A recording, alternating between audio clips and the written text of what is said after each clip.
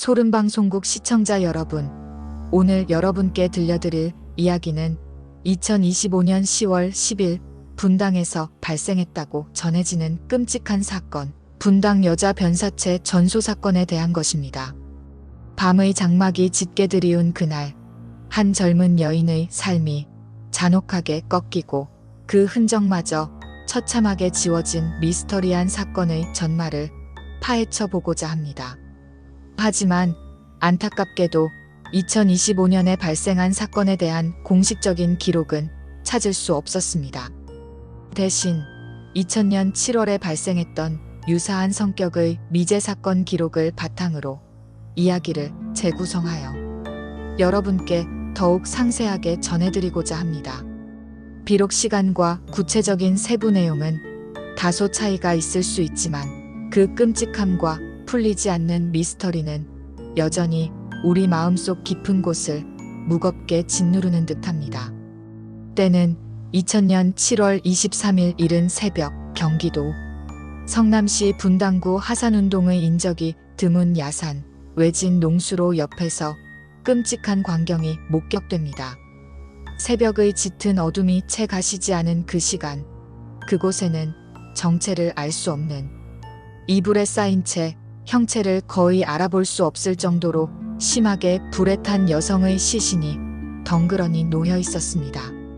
시신은 이미 심하게 훼손되어 있었고 옷은 모두 불에 타 사라져 버렸으며 신원을 특정할 만한 그 어떤 단서조차 남아있지 않았습니다. 그야말로 끔찍하고 참혹한 현장이었습니다. 사건을 접수한 경찰은 즉시 수사에 착수했고 곧이어 더욱 충격적인 사실들이 속속들이 드러나기 시작했습니다. 감식반의 정밀 감식 결과 시신의 머리 부분에는 날카로운 흉기에 찔린 듯한 깊은 상처가 발견되었고 온몸은 심한 화염에 휩싸여 심각하게 훼손되어 신원 확인조차 매우 어려운 상황이었습니다. 부검을 실시한 결과 피해자는 20대 초반의 젊은 여성으로 추정되었으며 키는 약 157cm, 몸무게는 4748kg 정도로 매우 마른 체형이었습니다. 혈액형은 B형이었고 짧은 갈색 펌을 하고 있었으며 손톱에는 핑크색 매니큐어가 칠해져 있었다는 사실 또한 밝혀졌습니다. 더불어 이마가 넓고 뒤통수가 납작한 체형이었으며 치아는 총 4개의 의치를 가지고 있었다는 세부적인 특징도 확인되었습니다. 무엇보다 충격적인 것은 직접적인 사인은 목졸림으로 추정된다는 점이었습니다. 누군가가 그녀를 잔혹하게 목졸라 살해한 후 끔찍한 범행을 은폐하기 위해 시신을 불태워 흔적을 완전히 지우려고 시도했던 것입니다. 사건 발생 전날인 7월 22일 밤 11시경 사건 현장 근처에서 수상한 불길이 목격되었다는 복수의 증언이 확보되었습니다.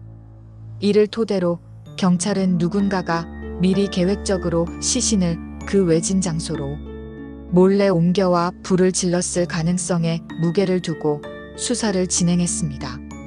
경찰은 즉시 대대적인 수사에 착수했지만 피해자의 신원을 정확하게 밝히는 것조차 극도로 어려운 상황에 직면했습니다. 결국 경찰은 공개수배 사건 영시와 같은 TV 프로그램을 통해 몽타주를 공개하고 시민들의 적극적인 제보를 요청했지만 안타깝게도 사건 해결에 결정적인 도움이 될 만한 의미 있는 제보는 끝내 들어오지 않았습니다. 그렇게 시간은 속절없이 흘러갔고 사건은 점점 더 깊은 미궁 속으로 빠져들게 되었습니다. 안타깝게도 이 사건은 태완이법의 소급 적용을 받지 못했기 때문에 결국에는 영구 미제 사건으로 남게 되었습니다. 20년이 넘는 긴 시간이 흘렀지만 범인은 아직까지도 잡히지 않았고 피해자는 여전히 이름조차 알려지지 않은 익명의 존재로 남아 고통받고 있습니다.